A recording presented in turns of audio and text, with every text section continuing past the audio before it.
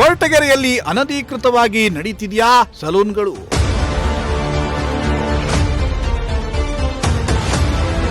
ಮುಸ್ಲಿಮರ ಅಂಗಡಿ ತೆರವಿಗೆ ಸವಿತಾ ಸಮಾಜದಿಂದ ಮುಷ್ಕರ.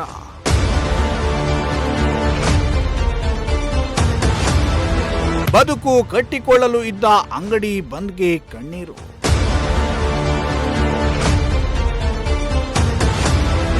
ಜೀವನ ಕಟ್ಟಿಕೊಳ್ಳಲು ಊರಿಂದ ಊರಿಗೆ ಅಷ್ಟೇ ಯಾಕೆ, ಬೇರೆ ರಾಜ್ಯದ ಜನರು ಕೂಡ ವಲಸೆ ಬಂದು ಯಾವುದೋ ಒಂದು ಪುಟ್ಟ ಉದ್ಯಮಗಳನ್ನ ಶುರು ಮಾಡಿ ಅದೆಷ್ಟೋ ಕುಟುಂಬಗಳು ಬದುಕು ಕಟ್ಟಿಕೊಳ್ತಿವೆ.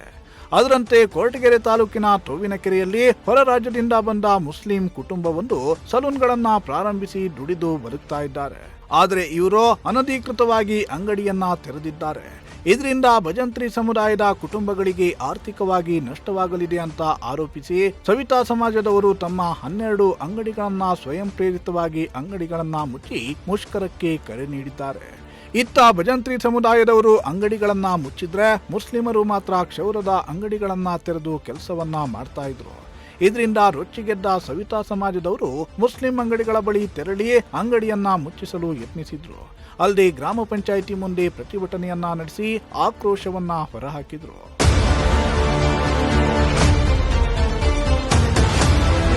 ಸವಿತಾ ಸಮಾಜದವರ ಆಗ್ರಹ ಏನು?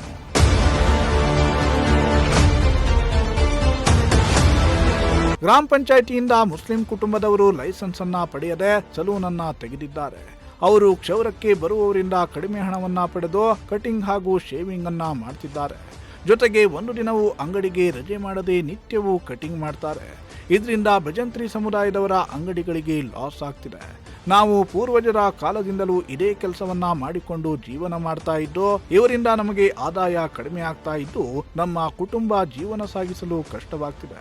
ಹೀಗಾಗಿ ಮುಸ್ಲಿಮರ ಸಲೂನ್ ಅಂಗಡಿಯನ್ನ ಖಾಲಿ ಮಾಡಿಸಿ ಅಂತ ಸವಿತಾ ಸಮಾಜದ ಮುಖಂಡರು ಆಗ್ರಹಿಸಿದ್ರು. ಹಿಂದೆ ನಾವು ಕೊರಟಗೆರೆ ತಾಲೂಕಿನಲ್ಲಿ ಇದೇ ತೋವಿನಕೆರೆ ಗ್ರಾಮದಲ್ಲಿ ಹೊಸದಾಗಿ ಅಂಗಡಿ ಮಾಡೋದಕ್ಕೆ ಬಂದಾಗ ತಡೆ ಹಿಡಿದು ಸ್ಟೇಷನಲ್ಲಿ ಕಂಪ್ಲೇಂಟ್ ಆಗಿ ಚೇತನ್ ಸರ್ ಮುಂಭಾಗದಲ್ಲಿ ನಾವು ಮಾತುಕತೆ ನಡೆಸಿ ಆ ದಿನ ಹೊಸ ಅಂಗಡಿ ಮಾಡೋದಕ್ಕೆ ನಾವು ಬಿಡಲಿಲ್ಲ.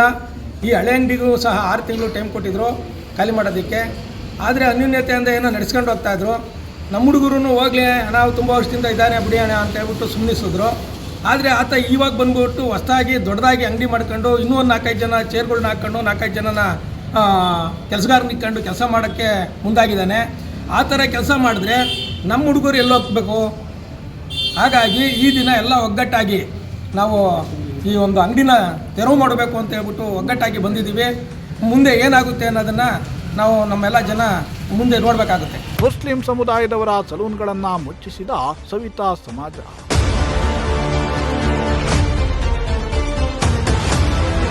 ಇನ್ನು ತೋವಿನಕೆರೆಯ ಮುಸ್ಲಿಂ ಕುಟುಂಬದ ಅಂಗಡಿಯನ್ನ ಅನಧಿಕೃತವಾಗಿ ಮಾಡ್ತಿದ್ದಾರೆ ಅಂತ ಆರೋಪಿಸಿ ಸವಿತಾ ಸಮಾಜದ ಮುಖಂಡರು ಮುಸ್ಲಿಂ ಅಂಗಡಿಗಳ ಮುಂದೆ ತೆರಳಿ ನಾವು ನಮ್ಮ ಅಂಗಡಿಗಳನ್ನ ಮುಚ್ಚಿದ್ದೇವೆ, ನೀವು ನಿಮ್ಮ ಅಂಗಡಿ ಮಳಿಗೆಯನ್ನ ಮುಚ್ಚಿ, ಗ್ರಾಮ ಪಂಚಾಯಿತಿ ಪರವಾನಗಿ ಇಲ್ಲದೆ ಅಂಗಡಿ ಮಳಿಗೆ ತೆರೆಯಬಾರದು ಅಂತ ಬಲವಂತವಾಗಿ ಅಂಗಡಿ ಮುಚ್ಚಿಸಿರುವ ವಿಡಿಯೋ ಸಾಮಾಜಿಕ ಜಾಲತಾಣದಲ್ಲಿ ವೈರಲ್ ಆಗ್ತಿದೆ.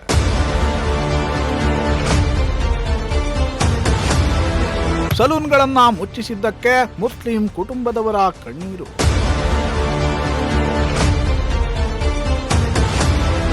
ಇತ್ತ ಸಲೂನ್ ಅಂಗಡಿಗಳನ್ನ ಬಂದ್ ಮಾಡಿಸಿದ್ದಕ್ಕೆ ಮುಸ್ಲಿಂ ಕುಟುಂಬ ಕಣ್ಣೀರು ಹಾಕ್ತಿದೆ. ಹೌದು, ಸುಮಾರು 15 ವರ್ಷದಿಂದ ಕೊರಟಗೆರೆ ಪಟ್ಟಣದಲ್ಲಿ ನಾವು ವಾಸವಿದ್ದೇವೆ. ನಮ್ಮದು ಸ್ವಂತ ಮನೆ ಮತ್ತು ಅಂಗಡಿಗಳಿವೆ. ಪಟ್ಟಣ ಪಂಚಾಯಿತಿ ಮತ್ತು ಗ್ರಾಮ ಪಂಚಾಯಿತಿಯಿಂದ ನಮಗೆ ಆಧಾರ್, ID ಮತ್ತು ರೇಷನ್ ಕಾರ್ಡ್ ಕೂಡ ನೀಡಲಾಗಿದೆ. ನಮಗೆ ಗೊತ್ತಿರೋದು ಸೆಲ್ಯೂನ್ ಕೆಲಸ ಅಷ್ಟೇ, ಬೇರೆ ಕೆಲಸ ನಮಗೆ ಬರೋದಿಲ್ಲ. ದುಡಿದು ತಿನ್ನುವ ಕೈಗಳಿಗೆ ಸುಮ್ಮನೆ ತೊಂದರೆ ಕೊಡ್ತಾ ಇದ್ದಾರೆ. ಕೆಲಸ ದುಡಿಮೆ ಇಲ್ಲದೆ ನಮ್ಮ ಜೀವನ ನಡೆಯೋದು ಹೇಗೆ? ಗ್ರಾಮೀಣ ಭಾಗದ ಬಡ ಗ್ರಾಹಕರಿಂದ 10 ರೂಪಾಯಿ ಕಡಿಮೆ ಪಡೆದುಕೊಂಡರೆ ತಪ್ಪೇನು ಹೇಳಿ ಅಂತ ಅಳಲನ್ನ ತೋಡಿಕೊಂಡ್ರು. ಕೆಲಸ ಮಾಡಿದ್ರೆ ಎಲ್ಲ ಕೆಲಸ ಮಾಡಿದ್ರೆ ಹೊಟ್ಟೆಗೆ ಹೋಗ್ತಿರೋದು, ಹೊಟ್ಟೆ ಮಾಡಿದ್ರೆ ಅದು ಅಷ್ಟೇ ಅಣ್ಣ. ಏನು ನಮ್ಮದು ಬಿಲ್ಡಿಂಗ್ ಅದು ದುಡ್ಡು ಅದು ಹಂಗೆ ಮಾಡಿದ್ರ ದುಡ್ಡು ಕಮ್ಮಿ ತಗೊಂತೀರಾ ನೀವು? ಕಮ್ಮಿ ಇಲ್ಲ ಸರ್, ನಮ್ಮದು ದುಡ್ಡು 10 ರೂಪಾಯಿ ಏನು ಕಮ್ಮಿ. ಒಟ್ಟು ಬೇರೆ ನೀನು 10 ರೂಪಾಯಿ ಕಮ್ಮಿ ತಳಿಯೋದು, ನೀವು ಹಂಗೆ ಮಾಡಿದ್ರದು, ನೀನು ಹಂಗೆ ಹೇಳ್ತಿರೋದು. ಯಾರು ಹೇಳ್ತಾರೆ? ಇದು ಬೇರೆ ಸಲೂನ್ ಹೇಳಿದಿರೋದು. ನಮ್ದು ಜಾಸ್ತಿ ಇದು ಫೋರ್ಸ್ ಮಾಡಿದಿರೋದು. ಇದಕ್ಕೆ ಸರ್ ನಮ್ಮದು ನೀವು ಜಾಸ್ತಿ ತಗೊಳ್ಳಿ ಅಂತ ಫೋರ್ಸ್ ಮಾಡ್ತಾರೆ. ಫೋರ್ಸ್ ನೀನು 250 ರೂಪಾಯಿ ಕಟ್ಟಿಂಗ್ ಶೇವಿಂಗ್ ಹಾಕು, ನೀನು ಬಣ್ಣಗೆ 200 ರೂಪಾಯಿ ಹಾಕು, ಫೇಸ್ ವಾಶ್ಗೆ 1000 ಹಾಕು ಅಂತ ಹೇಳ್ತಾರದ ಸರ್.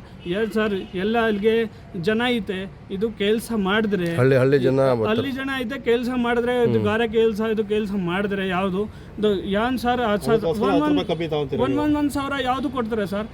200-250 ಯಾವುದು ಕೊಡ್ತಾರೆ ಸರ್? ಏನಿಗೆ ಕೊಡಲ್ಲ. ನಮ್ದು ಸ್ವಲ್ಪ 10 ರೂಪಾಯಿ ಕಮ್ಮಿ ಮಾಡಿದ್ರೆ ಇದಕ್ಕೆ ನಮ್ದು ಜಾಸ್ತಿ ಫೋರ್ಸ್ ಮಾಡಿದ್ರೆ ಇದಕ್ಕೆ ನಮ್ದು ಹಂಗೆ ಹೇಳ್ತಾರದು ಇದಕ್ಕೆ ಬಂಗ್ಲಾ. ಇನ್ನು ಮುಸ್ಲಿಂ ಕುಟುಂಬದ ಅಂಗಡಿಗಳನ್ನ ಬಲವಂತವಾಗಿ ಮುಚ್ಚಿಸಿ ಗ್ರಾಮ ಪಂಚಾಯಿತಿ ಮುಂದೆ ಪ್ರತಿಭಟನೆಯನ್ನ ನಡೆಸಿ ತಹಶೀಲ್ದಾರ್ ಹಾಗೂ ಗ್ರಾಮ ಪಂಚಾಯಿತಿ ಪಿಡಿಒಗೆ ಮನವಿಯನ್ನ ಸಲ್ಲಿಸಿದ್ದಾರೆ. ಅನಧಿಕೃತವಾಗಿ ಅಂಗಡಿಯನ್ನ ಪ್ರಾರಂಭ ಮಾಡಿದ್ದರೆ ನೋಟಿಸ್ ಜಾರಿ ಮಾಡಿ ಮೇಲಧಿಕಾರಿಗಳ ಗಮನಕ್ಕೆ ತರುತ್ತೇವೆ ಎಂದರು. ಈ ವಿಚಾರವಾಗಿ ಏನು ಕಾನೂನಲ್ಲಿ ನಾವು ಕ್ರಮ ತಗೋಬೇಕು, ನೋಟಿಸ್ ಜಾರಿ ಮಾಡಿ ಏನು ಕಾನೂನು ಕ್ರಮ ತಗೊಂಡು ಮುಂದಿನ ಕ್ರಮಕ್ಕೆ ನಾವು ತೀರ್ಮಾನ ಮಾಡಿ ಮೇಲಧಿಕಾರಿ ಗಮನಕ್ಕೆ ತಂದು ಇದೊಂದು ಸಮಸ್ಯೆ ಬಗೆಹರಿಸಲು. ಏನು ಸವಿತಾ ಸಮಾಜದ ಬೇಡಿಕೆ ಏನು ಸರ್? ಅದೇ ನಾವು ಸ್ಥಳೀಯವಾಗಿ ನಾವು ಶುಲ್ಕ ವೃತ್ತಿ ಮಾಡ್ತಾ ಇದ್ದೇವೆ. ನಮಗೆ ಸಮಸ್ಯೆ ಆಗ್ತಾ ಇದೆ. ಏನು ಸಮಸ್ಯೆ ಆಗ್ತಿದೆ ಸರ್? ಅವ್ರಿಗೆ ಆರ್ಥಿಕವಾಗಿ ನಮಗೂ ಲೋಕಲ್ ನಮಗೆ ಸಮಸ್ಯೆ ಆಗ್ತಾ ಇದೆ ನಮಗೆ ಅಂತೇಳಿ ಅವ್ರನ್ನು ಅನಧಿಕೃತವಾಗಿ ಬೇರೆಯವರು ಯಾರೋ ಬೇರೆ ಕಡೆಯಿಂದ ಇದು ಮಾಡ್ತಾ ಇದ್ದಾರೆ ಅಂತೇಳಿ ನಮಗೆ ಮನವಿ ಕೊಟ್ಟಿದ್ದು. ಪರಿಶೀಲನೆ ಮಾಡಿ ನಾವು ಮುಂದಿನ ಕ್ರಮಕ್ಕೆ ನೋಟಿಸ್ ಎಲ್ಲ ಸಂಬಂಧಪಟ್ಟ ಎಲ್ಲ ಗ್ರಾಮ ಪಂಚಾಯತ್ ಸದಸ್ಯರಿದ್ದರು ಮತ್ತು ಎಲ್ಲ ಗ್ರಾಮಸ್ಥರಿದ್ದರು ಚರ್ಚೆ ಮಾಡಿ ಮುಂದಿನ ಕ್ರಮಕ್ಕೆ ನೋಟಿಸ್ ಜಾರಿ ಮಾಡಿ ಮುಂದಿನ ಕ್ರಮ ತಗೊಂಡು ಮೇಲಧಿಕಾರಿಗಳು ಗಮನಕ್ಕೆ ತಂದು ಮುಂದಿನ ಕ್ರಮ ತಗೊಳ್ಳೋಕ್ಕೆ ನಾವು ತೀರ್ಮಾನ ಮಾಡಿದ್ವಿ. ಅದೇನೇ ಇರಲಿ, ಪ್ರತಿಯೊಬ್ಬರು ಕೆಲಸ ಮಾಡೋದು ಹೊಟ್ಟೆಪಾಡಿಗಾಗಿ, ಆದರೆ ಇನ್ನೊಬ್ಬರ ಹೊಟ್ಟೆ ಮೇಲೆ ಹೊಡೆಯುವುದು ಸರಿಯಲ್ಲ. ನಮ್ಮ ಸಮಾಜದಲ್ಲಿ ಎಲ್ಲ ಸಮುದಾಯದವರು ಸಹೋದರರಂತೆ ಬದುಕ್ತಾ ಇದ್ದಾರೆ. ಅಲ್ಲದೆ ಪ್ರತಿಯೊಬ್ಬರಿಗೆ ಎಲ್ಲಿಯಾದರೂ ದುಡಿಮೆ ಮಾಡಲು ಸ್ವಾತಂತ್ರ್ಯವಿದೆ. ಹಾಗಂತ ಮತ್ತೊಬ್ಬರ ದುಡಿಮೆಯನ್ನ ಕಿತ್ತುಕೊಳ್ಳುವುದು ಸರಿಯಲ್ಲ. ಹೀಗಾಗಿ ಅನಧಿಕೃತವಾಗಿ ಅಂಗಡಿಯನ್ನ ತೆರೆದಿದ್ರೆ ಅವರು ಮುಸ್ಲಿಂ ಅವರಾಗಲಿ ಭಜಂತ್ರಿ ಸಮುದಾಯದವರಾಗಲಿ ಅಂಥವರ ವಿರುದ್ಧ ಕ್ರಮ ಕೈಗೊಂಡು ಕಷ್ಟಪಟ್ಟು ದುಡಿಯುತ್ತಿರೋ ಕುಟುಂಬಗಳಿಗೆ ಜೀವನಕ್ಕೆ ದಾರಿ ಮಾಡಿಕೊಡ್ಬೇಕಿದೆ.